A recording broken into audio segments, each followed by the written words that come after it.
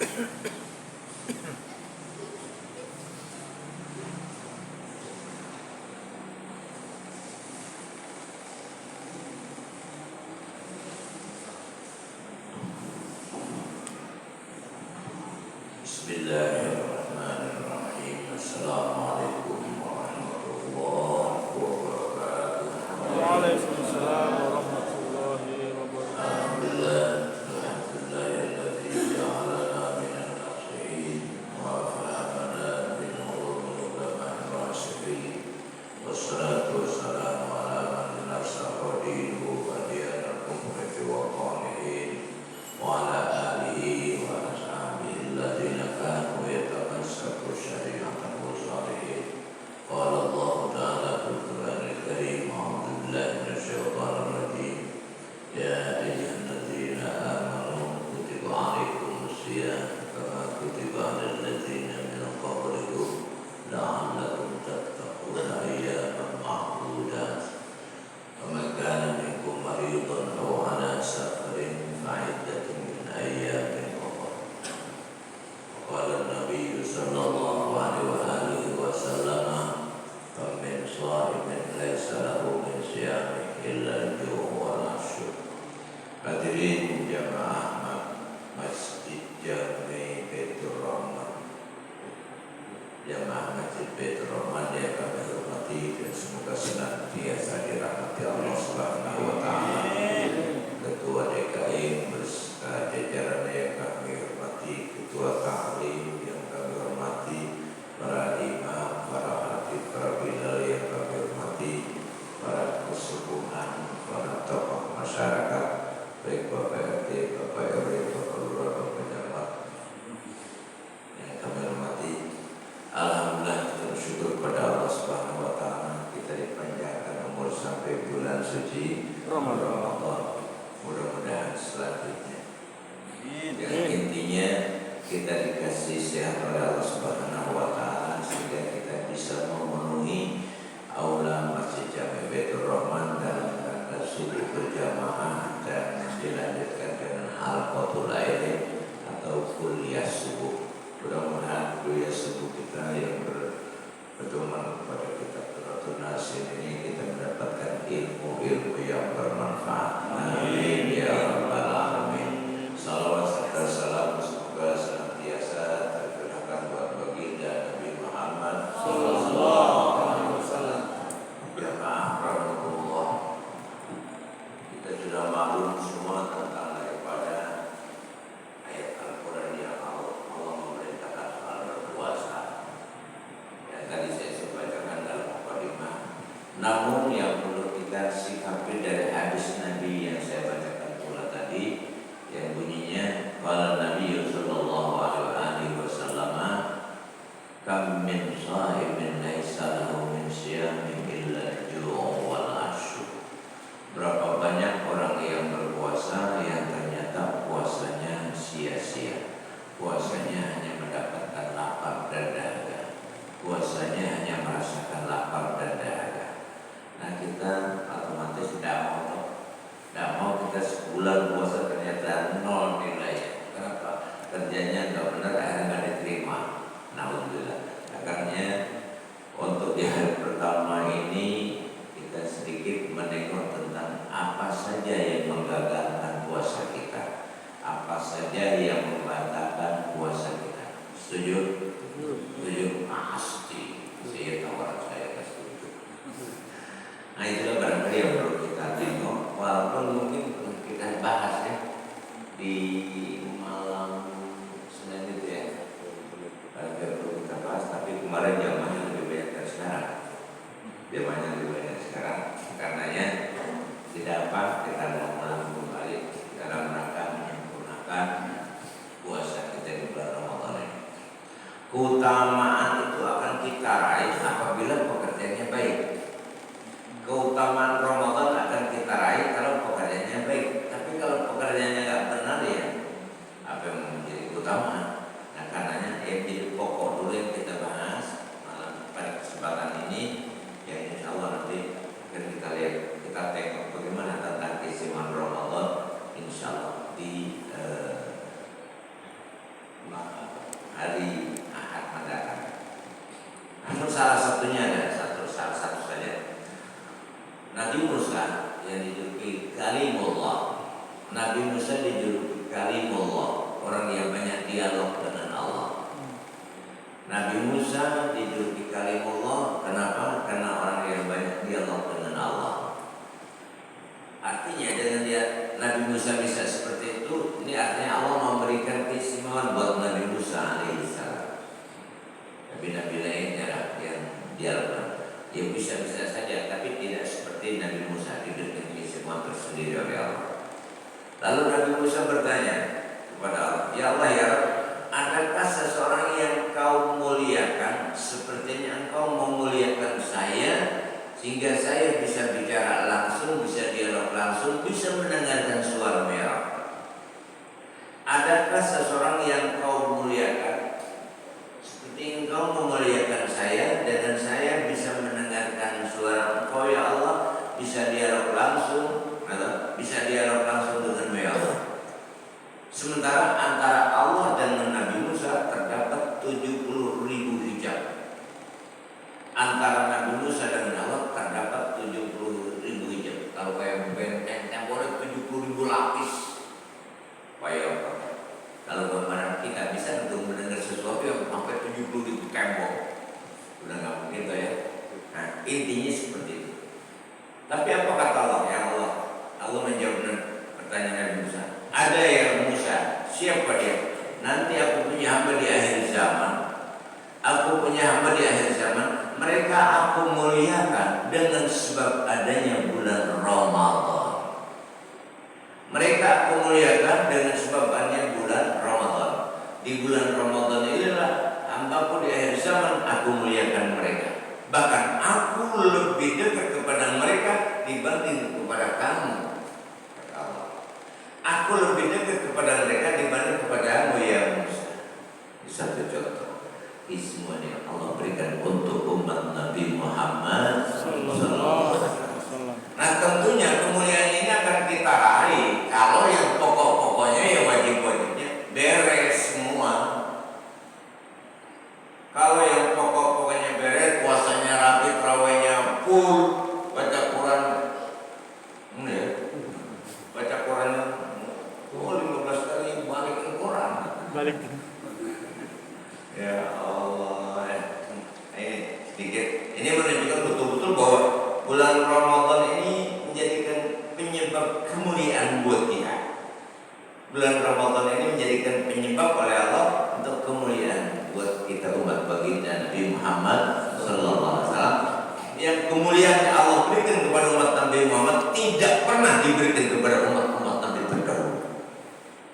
Keistimewaan yang Allah berikan kepada umat Nabi Muhammad ini tidak ada yang diberikan kepada umat-umat Nabi terdahulu. Makanya kita harus bersyukur kepada Allah bahwa kita dijadikan umat Nabi Muhammad Sallallahu Alaihi Wasallam.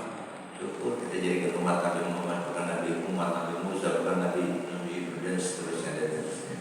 Nah untuk itu mari kita sedikit mengingatkan barangkali yang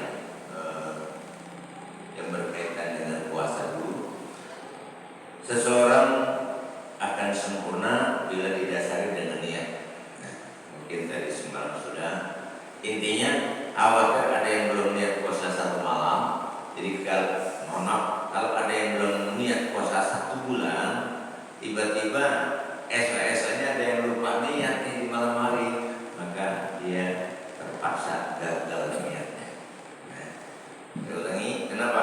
Kata Nabi, innamal a'malu binniyat. Amal perbuatan apapun bisa sukses, bisa sempurna, bisa baik kalau didasari dengan niat yang sempurna pula. Karenanya niat puasa itu menurut mazhab Syafi'i, mazhab kita, harus di setiap malam. Harus di setiap malam. Khawatir pas gak terawih di rumah sendiri ya maksudnya. Kenapa? Baru pulang kerja jam 10. Ada yang pulang kerja jam 10. Kayaknya di kereta banyak ya. Banyak orang yang kerja sudah larut malam sehingga nggak sholat tarawih berjamaah, ada sholat tarawih di rumah sendirian ya. Karena sendiri lupa niat. Nah, bagi orang yang lupa niat di malam hari, sudah niat puasa 1 bulan tadi itu, kalau karena udah nggak bisa lagi, udah subuh soalnya, udah nggak bisa lagi kalau sekarang, karena sudah subuh. Kalau di malam tadi sudah niat puasa 1 bulan, ya kan? Dengan taklid kepada Imam Malik, kalau nggak taklid juga tetap nggak sah, nggak dibenarkan. Dengan niat taklid kepada Imam Malik, tiba-tiba ada malam kelima lupa niat, itu bisa bisa adanya kesahan puasa dengan sebelum niat 1 bulan. Tapi kalau nggak ada niat puasa 1 bulan di malam pertama dengan tidak kalau di malam pertama tidak ada niat puasa 1 bulan, tiba-tiba di malam kelima, malam keenam lupa niat, gagal puasanya. Dan sekarang mengingatkan barangkali niat puasa kita harus di setiap malam. Kemudian dalam prakteknya ada apa? Ta'yin dan tabyid. Ta'yin dan tabyid. Apa ta'yin? Ta'yin itu menyebutkan Ramadannya. Jadi kalau kita niat puasa, kok niatnya saya niat puasa fardu hari karena Allah, gagal niatnya. Saya niat puasa fardu hari karena Allah, gagal. Kenapa? Tidak menyebutkan Ramadan. Cuma ninggalin itu gagal puasa kita. Seharian gagal puasa kita gara-gara gak menyebutkan Ramadan. Ini contoh berapa pentingnya nih niat. Nah, karenanya kita dalam prakteknya harusnya saya niat puasa Ramadan sehari fardu karena apa? Saya ingatkan yang seseorang yang niatnya sudah subuh, pas subuh kok baru niat, kenapa? Lupa semalam, umpamanya lah. Bila terjadi lupa, pas subuh baru ingat, niatnya di waktu subuh dia gagal. Kenapa? Karena tidak tabyid bahasanya. Tidak tabyid. Jelas ya? Tabyid itu artinya malam hari. Malam hari itu kapan sih? Mulai masuk waktu maghrib hingga waktu imsak. Kalau sudah masuk subuh tidak tabyid lagi. Artinya niat puasa itu harus di kondisi tabyid atau malam hari. Nah, setelah kita niat, otomatis kita berupaya untuk menjaga kebatalan puasa. Adalah menjaga kebatalan puasa. Kita nggak pakai kitab lagi deh masalah kebatalan yang mudah diingat aja. Apa yang pertama? Kebatalan puasa kita tengok lewat mulut. Lewat mulut ini nampaknya paling banyak yang membatalkan puasa.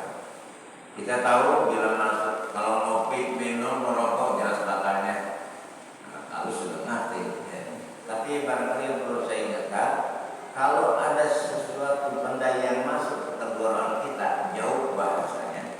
Kalau ada yang masuk ke jauh atau tenggorokan kita sekecil biji bayam sekalipun, itu membatalkan puasa. Apa kemungkinan itu terjadi? Mungkin saja. Kenapa? Kita habis makan belum sempat singkatan langsung buru-buru ke masjid. Kenapa? Takut ketinggalan berjamaah. Karena belum singkatan, pas lagi wirid ada yang keluar tuh yang tadinya nyelip. Bisa aja kan terjadi kan? Nah itu kalau kita telat itu membatalkan puasa. Jangankan itu, Bapak habis wudhu buru-buru nggak membersihkan lagi tuh nggak membersihkan lagi air sisa wudhu yang ada di mulut. Kalau kita bersihkannya dengan kita menelannya, sisa air wudhu kita telan, kenapa? Karena kita udah di masjid, nggak mungkin beludah lagi keluar. Ya bisa aja sebetulnya. Karena malasnya sisa-sisa air wudhu yang kita telan itu juga membatalkan puasa kita. Ini kan sepele kelihatannya, tapi bukan hal yang sepele. Ya. Kemudian apalagi yang bisa dijemur? Bagaimana kalau air liur, air udah boleh ditelan? Walaupun agak banyak. Agak banyak, gumpulin. Barangkali kita pas lagi sholat Jumat, lagi mendengar khutbah agak lama. Ini air udah agak banyak. Gimana? Boleh nggak ditelan? Boleh. Selama air ludah kita tidak tercampur dengan yang lain. Tidak tercampur dengan air sisa wudhu, tidak tercampur dengan sisa-sisa makanan yang terselipkan tadi. Intinya murni, bersih. Ya. Kalau murni tidak tercampur dengan yang lain, walaupun agak banyak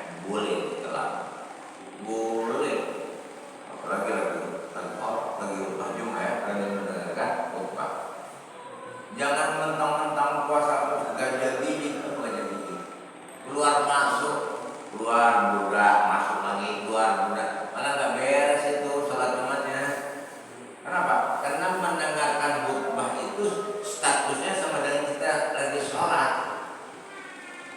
Mendengarkan khutbah itu satu seakan-akan kita lagi sholat itu. Dua khutbah itu seakan-akan kita lagi sholat. Makanya kalau lagi khutbah itu jangan berisik. Jangankan bilang nggak berisik kepada anak-anak, gini aja kode nggak boleh. Ada anak berisik di samping kita, udah diam aja, dengerin aja orang kedengaran muda. Jangan berisik.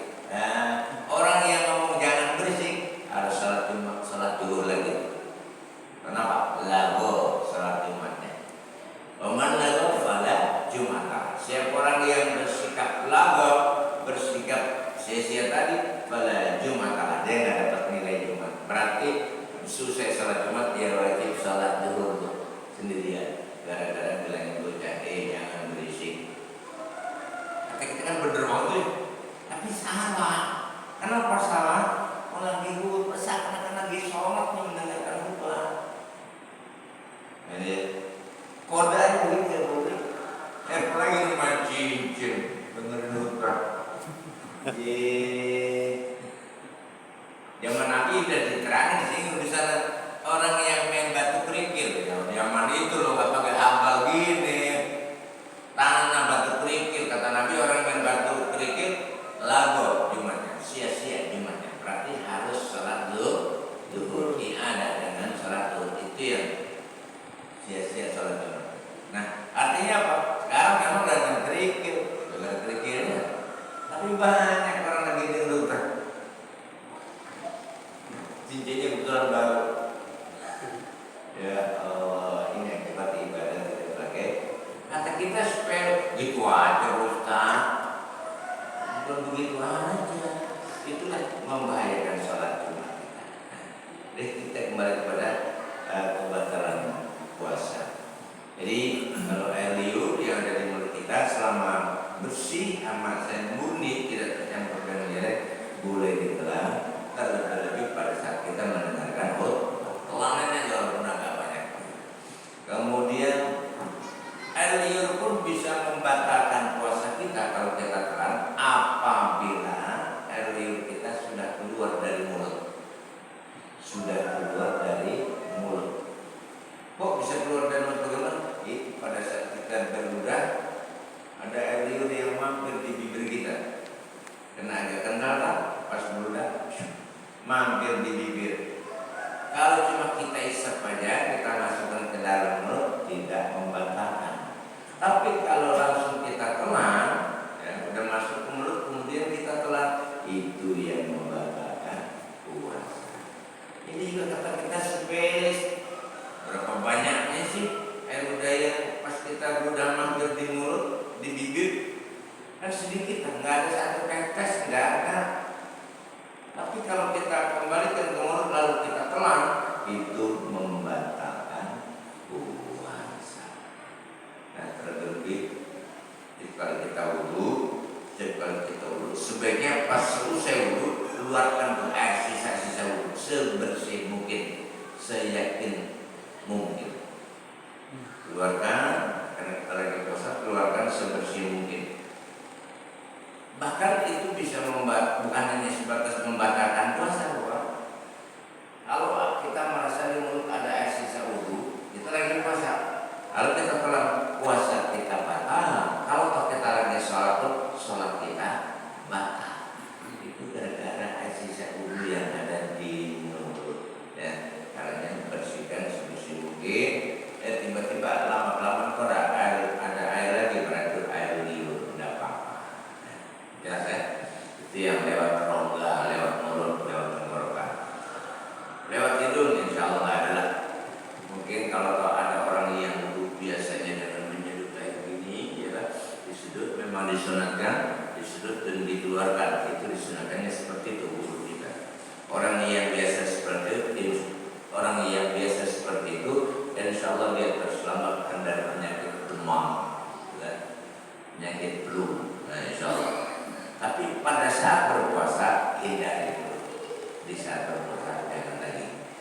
Kira-kira ada kira-kira yang betul? Kayaknya ada. Nah, andaikan ada hindari. Kemudian lubang telinga, lewat lubang telinga juga bisa membatalkan puasa kalau ada faktor-faktor kesengajaan kita memasukkannya. Kalau nggak sengaja nggak batal. Umpamanya pas lagi mandi kemasukan air, lagi wudhu kok kemasukan air. Nah kita kan ternyata masuk tuh, gimana kemasukan? Nah kalau kemasukan tidak membatalkan puasa karena nggak sengaja makanya. Tapi kalau memasukkan batal walaupun setengah tetes air. Nah ini yang terjadi. Biasanya orang kalau kemasukan air ke telinganya itu kan nggak bakal kemasukan nggak bakal. Nah untuk mengeluarkan ya Pak, Dimasukin. nah, ditambahin tak? Satu tetes itu setengah tetes. Nah dengan tambahan inilah yang membatalkan puasa. Karena ini faktornya kesengajaan. Dengan faktor kesengajaan itulah yang membatalkan walaupun cuma setengah tetes. Atau nggak pakai tambahan air tapi pakai korek kuping. Kalau sampai masuk tetap batal. Atau pakai apa standar ya, standar. Pakai itu biar tetap batal kalau sampai masuk. Lalu bagaimana kalau masukkan air? Ya udah tunggu maghrib. Tunggu maghrib terus buka baru deh. Misalkan begitu batal. Kemudian lewat lubang apa lagi? Kubur dan dubur. Kubur dan dubur.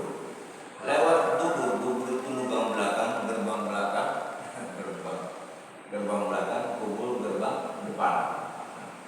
Kubur lubang belakang, dubur lubang belakang, kubur lubang depan.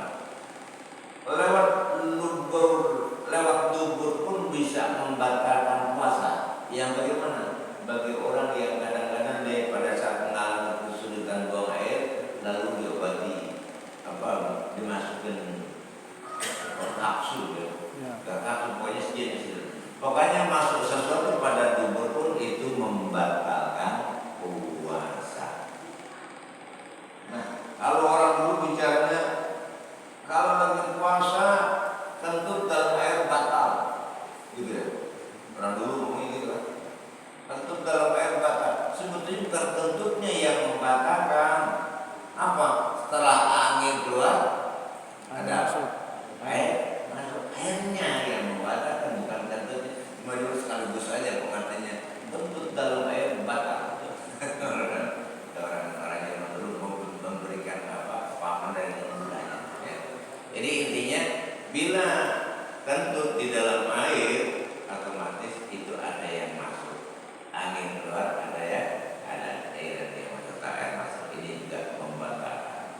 Nah yang lebih perlu saya ingatkan lagi adalah pada saat kita istinja jangan ada jari terasa masuk. Ujung jari kita terasa masuk itu pun membatalkan puasa. Ujung jari kita terasa masuk begini membatalkan puasa ini. Jadi gitu aja satu-satu ya. Jangan sampai begini. Kalau sampai begini membatalkan puasa. Gara-gara cebok puasa batal. Sangat menyayangkan ya. Jadi gini aja. Nah untuk meyakinkan ya udah. Kalau mau ya berusaha lagi. Dari langkahnya berarti bersih gitu. Kita coba repot. Gitu ya. Itu yang lewat dubur. Lewat kubur. Lewat kubur, insya Allah kita selamat. Insya Allah kita selamat ya. Tapi barangkali perlu pesan sama ibunya, sama anaknya. Kalau istrinya jangan sekali-kali jadi rasa masuk, ya. Baik kubur maupun dubur itu perlu diingatkan. Khawatirnya gara-gara cebok, gara-gara istrinya puasanya. Itu lewat anggota badan. Ada pula puasa yang batal dengan sebab kemurtadan. Ada pula puasa batal dengan sebab kemurtadan. Dalam kitab Takrib dikatakan di sana puasa batal dengan sebab murtad. Puasa dalam kitab Safinah pun demikian. Puasa batal dengan sebab murtad. Tapi apa saja yang menyebabkan kemurtadan itu nggak disebut. Alhamdulillah di sini sudah Sulam Taufik di sini yang dikaji pada malam Senin itu juga membahas tentang kemurtadan secara rinci. Nah, kemurtadan itu semua membatalkan puasa. Bahkan murtad itu bukan hanya sebatas membatalkan puasa, juga bisa membatalkan pernikahan. Bisa menyebabkan membatalkan pernikahan. Ada dalam kitab Sulam Taufik keterangannya. Yang bagaimana? Ini orang habis nikah, belum sempat kumpul suami istri, murtad dia. Batal itu pernikahannya. Berarti harus nikah lagi.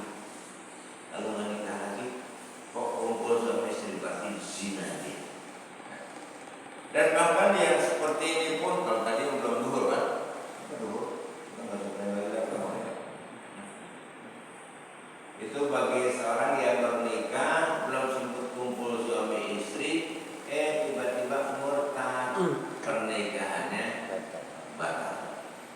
Bila terjadi kebatalan berarti harus nikah kembali. Bagi orang yang nggak nikah lagi berarti zina terus menerus. Nah, yang mau tanya, ada nggak orang nikah lagi gara-gara murtad? Ada? Ada? Pernah dengar? Belum. Inilah. Saya juga nggak pernah dengar. Bahkan keterangan pun jarang.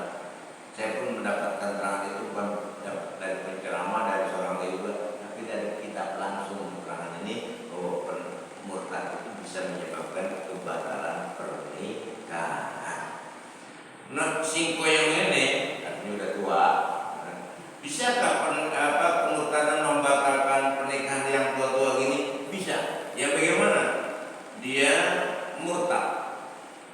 Dia berbuat kemurtadan, tiba-tiba sampai masa iddah dia belum masuk Islam. Sampai masa iddah dia belum masuk Islam.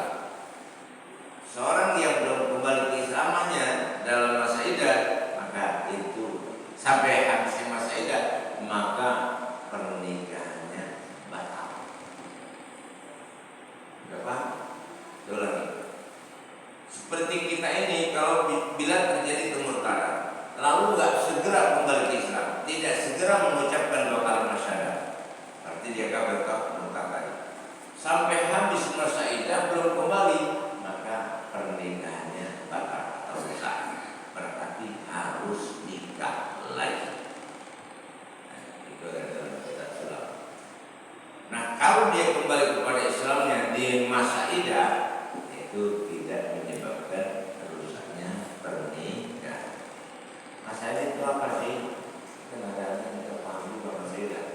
Masa iddah itu 3 kali kurung. Apa lagi? 3 kali kurung itu apa? 3 kali suci maksudnya. Ini wanita ini men terus suci, kata itu 1 kurung namanya. Men lagi kemudian suci, nah 2 kurung tuh. Men lagi kemudian suci, nah itu 3 kurung. Itu masa iddah. 3 kali mas. 3 kurung apa 3 kali habisnya masa iddah, kok belum kembali ke Islam, rusak pernikahan. Mana kalau kamu setahun kembali, kalau kembali ke Islam maka gampang, yang penting mengucapkan 2 kalimat syahadat, pernikahan. Lalu bagaimana? Itu jadi bahas nikahnya. Ngomong itu kan mana yang lagi, tapi terlanjur ya kalau terus khawatir gagal paham. Lalu bagaimana bila terjadi itu? Apakah lapor lagi ke penghulu, daftar? Nggak usah. Panggil aja ke mertua. Mertua panggil papa. Kemarin saya murtad pak. Tolong nikahkan saya lagi. Gak usah daftar, ambil ya. Gak usah. Khawatirnya saya nggak membicarakan itu. Mau daftar lagi ribet, malu. Kata nikah itu ya khawatirkan. Intinya panggil salah seorang wali, entah itu bapaknya, entah itu kakak dari istri kita, atau siapa saja sudah ada dari istri kita,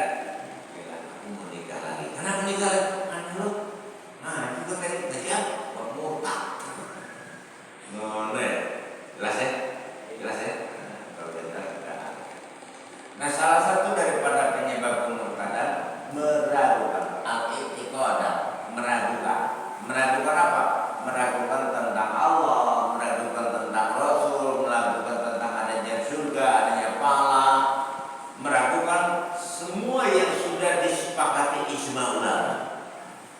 Apa yang sudah disepakati ijma ulama? Siapa sih yang dimaksud ijma ulama? Imam Syafi'i, Imam Maliki, Imam Hanafi, Imam Hambali. Dengan sepakat mereka empat ini, Imam Mazhab ini sudah disepakati oleh mereka. Tiba-tiba kok kita meragukan? Dengan sebab meragukan sesuatu murtad. Umpamanya saja begini, karena ada pahala objek subuh itu kayak tadi itu pahalanya apa? Pahalanya apa? Khairud dunya wa ma fiha. Pahala objek subuh tadi itu kalau mau dinilai ini dunia yang begini luas, plus isinya, plus gedung yang menjulang tinggi, plus kereta ada berapa mobil, ada sekian banyaknya di muka bumi ini. Andai kan dijual dunia kayak apa? Itu pahala objek subuh tadi yang kita laksanakan. Cuma berapa menit kita salah objek subuh? Paling 3 menit. Belum pandai banget. Sholat 2 rakaat, 2 rakaat 3 menit pandai. Ada yang 2 menit malah. Itu secepat itu sekalipun waktunya. Nabi menerangkan, para ulama mazhab sudah menyepakati keterangan tadi. Lalu ragu, kayaknya nggak yakin. Nggak yakin, masa iya sholat cuma 2 rakaat pahalanya sebanyak itu? Gue mau nggak usah sebanyak itu, kasih 100.000 gue sholat. Umpamanya loh ya. Masa iya dunia seluas menjadi pahala buat orang yang makan qobliyah itu? Dengan logika saya juga terima sama akal mah. Terus terang, saya juga kalau menurut akal masa iya gitu di bahasa ini. Tiraku bahasa Jermannya, betul. Masa iya seluas ini sebanyak ini? Ragu. Ya kalau pakai akal bisa ragu, tapi pakai iman kita wajib. Tidak boleh ada keraguan, karena keraguan bukan di akal adanya, tapi di hati atau iman. Jadi meragukan pahala saja bisa menyebabkan kemurtadan gitu loh maksudnya. Meragukan tentang pahala yang besar tadi itu menyebabkan kemurtadan, sekaligus menyebabkan kebatalan puasa. Hati bicara ragu kok pahalanya sebanyak itu, lagi puasa batal tuh. Atau meragukan siksaan yang begitu pedih. Siksaan apa? Siksaan meninggalkan sholat begitu pedih. Masa iya ninggalin sholat 2 rakaat aja disiksa sampai seperti itu? Nah itu juga tetap membatalkan. Apalagi sampai meragukan adanya Allah, meragukan tentang kekuasaan Allah, meragukan tentang Asmaul Husna. Satu saja dari Asmaul Husna kita meragukan pengertiannya, itu sudah membatalkan puasa dengan sebab murtad. Meragukan adanya neraka, ragu, murtad. Bisa ditengok kembali dulu kitabnya ada di sini. Kalau siapa yang lebih jauh lagi silakan. Ada kan bacanya? Sulam Taufik di sini kan. Terjemahan lagi enak. Bagi bapak yang barangkali siapa yang lebih yakin lagi pengertian, silakan tengok, pinjam sama DKR. Pak DKR pinjam kita Sulam Taufik terjemahan. Ada di sini. Kalau nggak boleh bilang saya kasih rumah. Maksud begitu. Agak siapa yang rumah? Pakai salah saya siapa di rumah saya. Barangkali ada yang main silaturahmi. Nah itulah bahayanya kemurtadan dengan sebab perbuatan hati. Meragukan tentang kekuasaan Allah, meragukan tentang Allah yang Maha Kaya, meragukan tentang Allah sifat Ar-Rahman, Pemurah.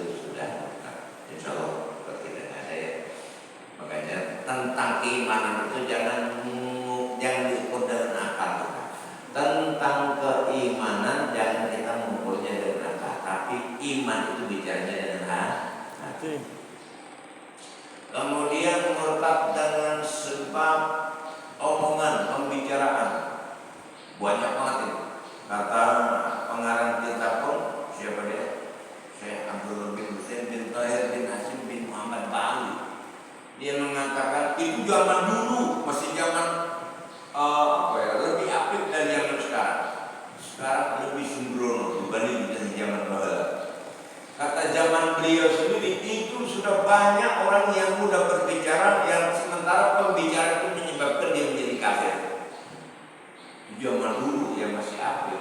Kata dia apa?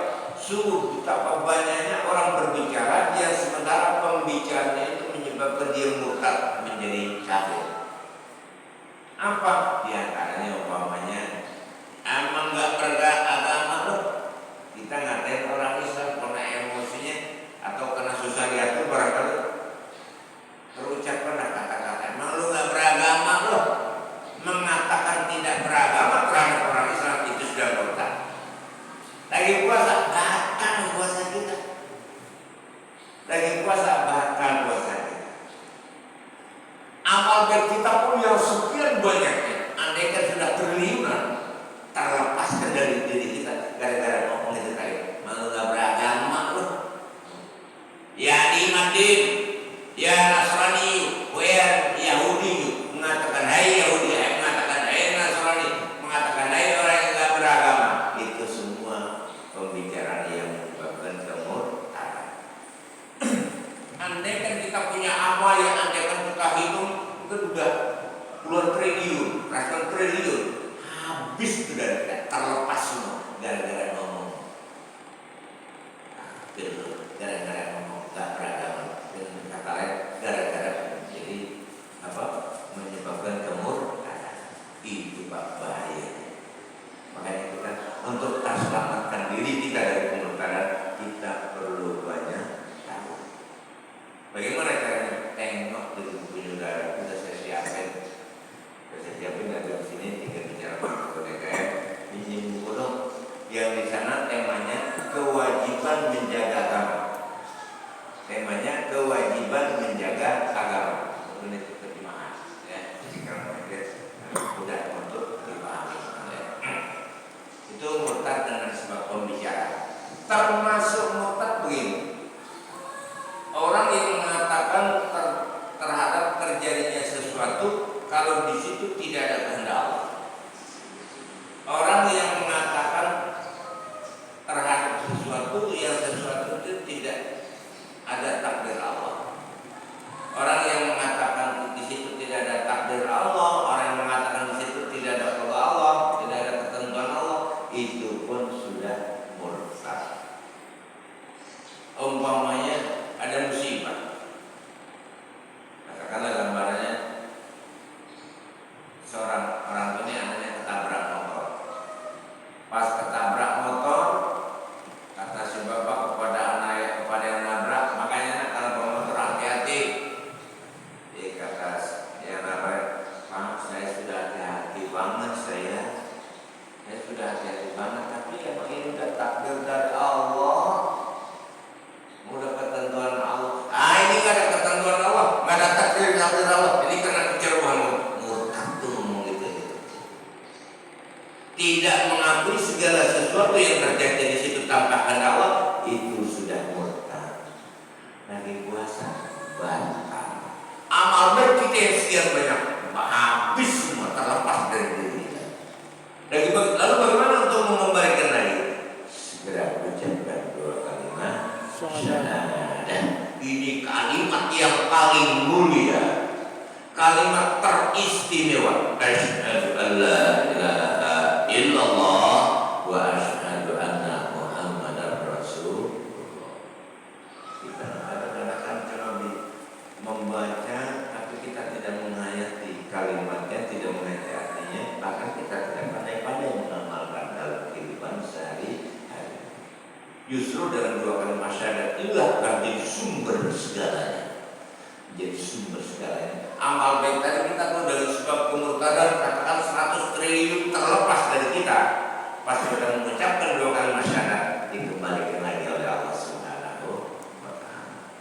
Makanya kita banyak mohon kepada Allah, jangan sampai kematian kita dalam keadaan murtad, dalam keadaan kafir. Dan kita selalu banyak memohon kepada Allah Subhanahu wa Ta'ala agar kita senantiasa dilindungi, iman Islam kita ini dilindungi oleh Allah Subhanahu wa Ta'ala. Bukan hanya kita dalam berdoa, kayak tadi doa pun begitu saya mohon perlindungan kepada Allah tentang iman kita, keluarga kita, keturunan kita, sampai murid. Kalau saya bilang tadi, Allah mainan sahabat Saudi Kadina wa talamidana wa jama'atan, semua jamaah, semua murid. Doa dari mencakup keseluruhan, bukan hanya diri saya sendiri, bukan hanya keluarga, bahkan keturunan. Kalau keturunan tidak terbatas, bisa sampai keturunannya dan seterusnya. Bukan yang ada saja, yang bahasa keturunan bisa cucu, terus buyut, apalagi yang awalnya, apalagi kalau paman dan tidak. Artinya itu juga perlu kita doakan. Jangan sampai buyut kita nanti matinya dalam keadaan kafir. Namun banyak berdoa kepada Allah. Yang bagaimana? Jam 12. Buka. Begitu beliau. Ini berapa? Sampai 5 menit. Sampai 10. Barangkali 10 menit ya. Tanya jawab ya. Jamaah sekalian saya hormati, kita belum berbicara tentang keutamaan Ramadan.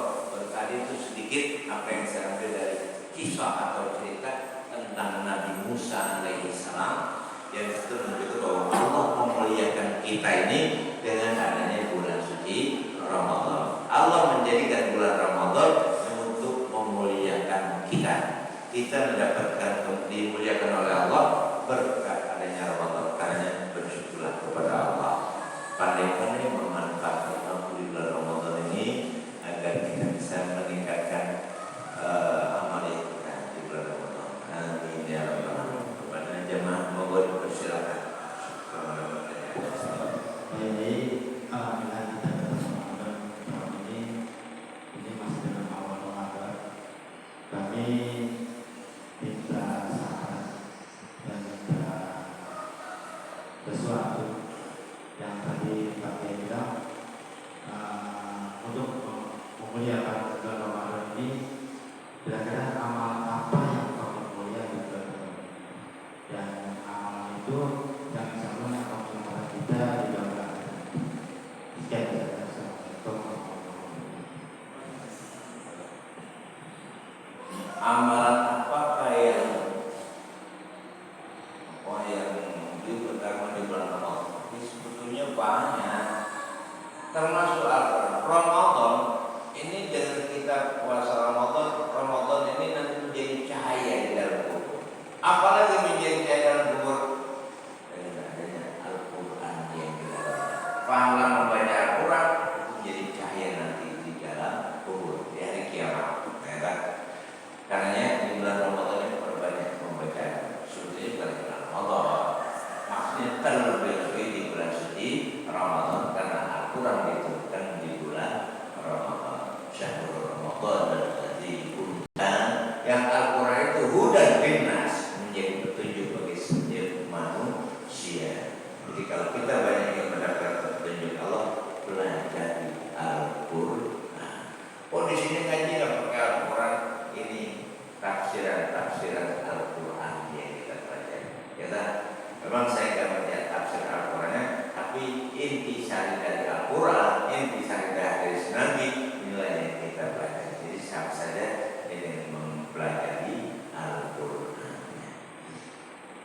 Kenapa? Mempelajari Al-Quran langsung itu belum mampu untuk menggali kandungannya, tapi yang kita pelajari karya-karya ulama salafus saleh dulu yang mereka mengarang kitab ini berlandaskan Al-Quran maupun hadis baginda Nabi Muhammad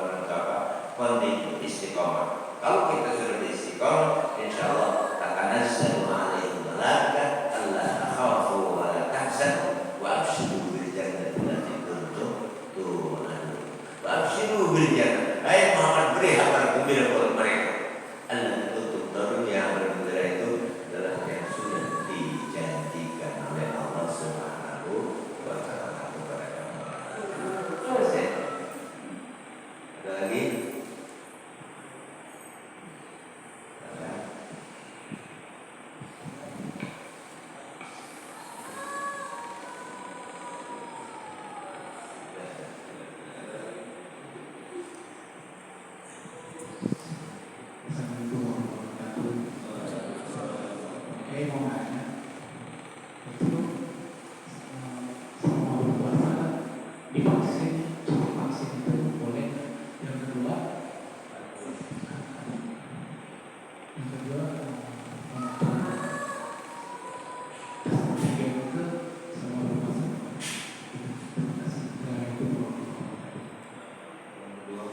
yang pertama vaksinnya, disuntik vaksin.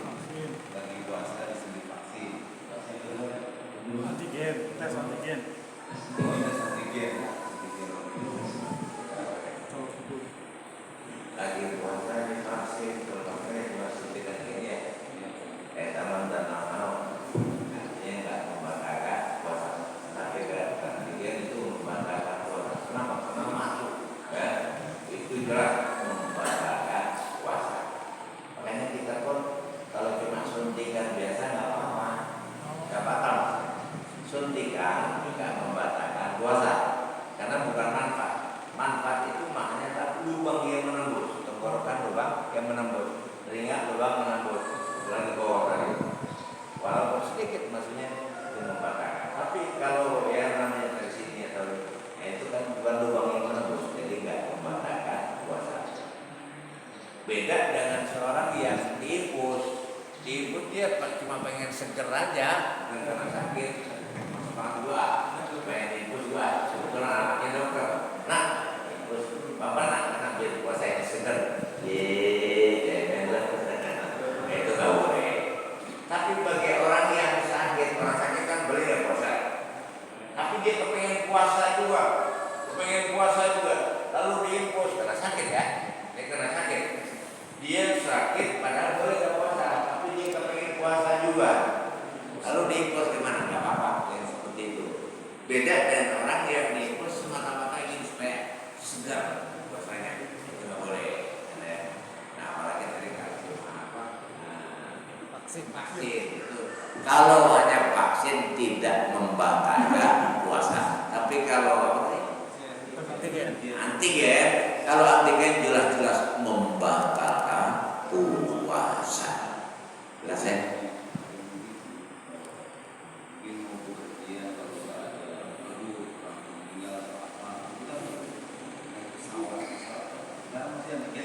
Masih.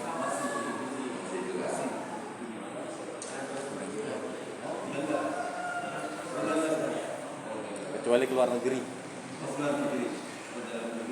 Domestik enggak? Ada sesuatu yang batal menjadi tidak batal, itu yang sifatnya terpaksa. Umpamanya gini, lo kalau nggak minum, buang pukul, buang tembak. Nah itu dia lagi puasa, dia minum, nggak apa-apa, daripada gua mati ditembak ya. Itu terpaksa ya, karena awalnya terpaksa pas diminum enak. Apa di hatinya ada rasa? Awalnya memang terpaksa, pas lagi diminum enak. Rata gitu ya. Padahal sama juga kan. Tapi kalau selama dia minum memang hati dia tolak, itu enggak membatalkan karena terpaksa.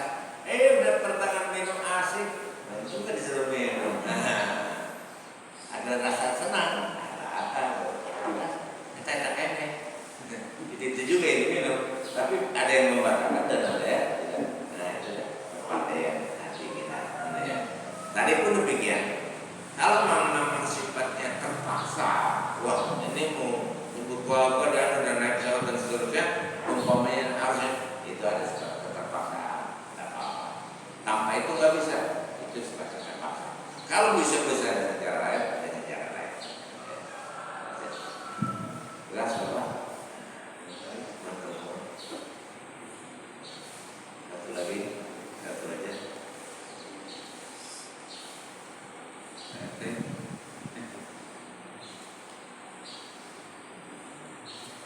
Kalau kalian punya saya tanya, boleh nggak nikah lagi di bulan Ramadan? Boleh nggak?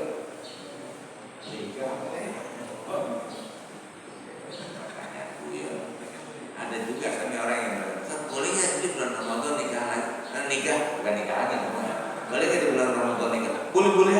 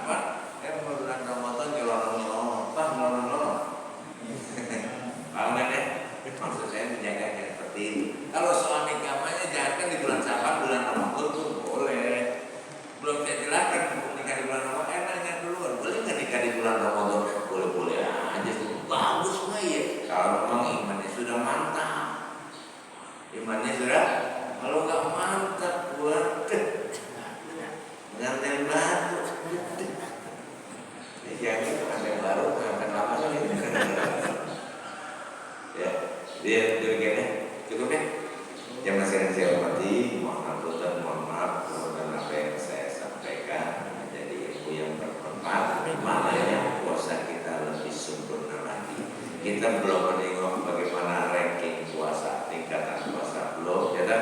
Bagaimana keutamaan Ramadan, keutamaan amal di bulan Ramadan belum kita tengok. Yang kita tengok dulu yang pokok-pokok dulu, yang pokok-pokok dulu supaya pekerjaan yang pokok puasa kita ini sempurna. Amin ya rabbal alamin. Insyaallah di pertemuan datang kita melihat puasa itu sama kan di antara kita ini ada rankingnya, ada ranking pertama, ada ranking kedua, ada ranking ketiga. Maksudnya ranking berapa? Punya ranking pertama ya. Insya Allah nanti di ahad mendatang kita tengok yang mana sih